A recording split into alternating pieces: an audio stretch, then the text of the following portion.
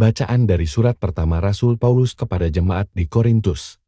Saudara-saudara, sebagaimana tubuh itu satu, meskipun anggotanya banyak, dan semua anggota itu, sekalipun banyak, merupakan satu tubuh saja, demikian pula Kristus, sebab kita semua telah dibaptis dalam satu roh menjadi satu tubuh, dan juga diberi minum dari satu roh, entah kita orang Yahudi, entah bukan Yahudi, entah budak, entah orang merdeka, sebab tubuh tidak terdiri atas satu anggota saja, tetapi atas banyak anggota. Kalian semua adalah tubuh Kristus, dan masing-masing adalah anggotanya, dan Allah telah menentukan beberapa orang di dalam jemaat, pertama sebagai rasul, kedua sebagai nabi, ketiga sebagai pengajar. Selanjutnya ia menentukan mereka yang mendapat karunia untuk mengadakan mujizat, untuk menyembuhkan, untuk melayani, untuk memimpin, dan untuk berbicara dalam bahasa roh. Adakah mereka semua rasul, atau nabi, atau pengajar?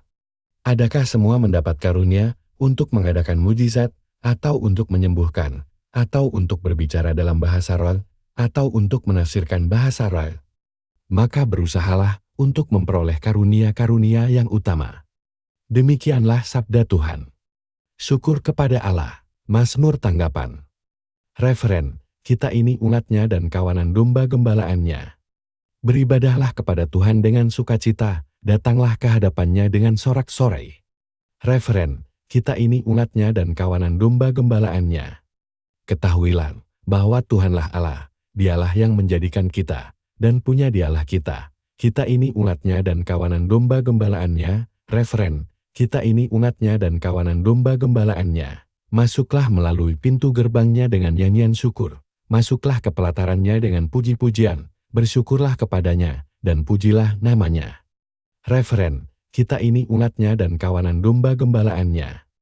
Sebab Tuhan itu baik, kasih setianya untuk selama-lamanya, dan kesetiaannya tetap turun-temurun. Referen, kita ini umatnya dan kawanan domba gembalaannya. Bait pengantar Injil.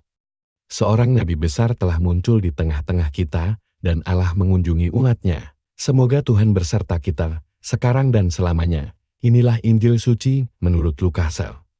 Pada suatu ketika pergilah Yesus ke sebuah kota bernama Nain, para murid, serta banyak orang pergi bersama dia. Ketika ia mendekati pintu gerbang kota, ada orang mati diusung keluar, yaitu anak laki-laki tunggal seorang ibu yang sudah janda. Banyak orang kota itu menyertai janda tersebut. Melihat janda itu tergeraklah hati Tuhan oleh belas kasihan. Lalu Tuhan berkata kepadanya, "Jangan menangis." Dihampirinya usungan jenazah itu, dan disentuhnya, maka para pengusung berhenti. Tuhan berkata, "Hai pemuda, aku berkata kepadamu, bangkitlah." Maka bangunlah pemuda itu, duduk, dan mulai berbicara. Yesus lalu menyerahkannya kepada ibunya. Semua orang itu ketakutan, dan mereka memuliakan Allah sambil berkata, "Seorang nabi besar telah muncul di tengah-tengah kita, dan Allah telah mengunjungi umatnya." Maka tersiarlah kabar tentang Yesus ke seluruh Yudea dan ke seluruh daerah sekitarnya. Demikianlah sabda Tuhan. Terpujilah Kristus.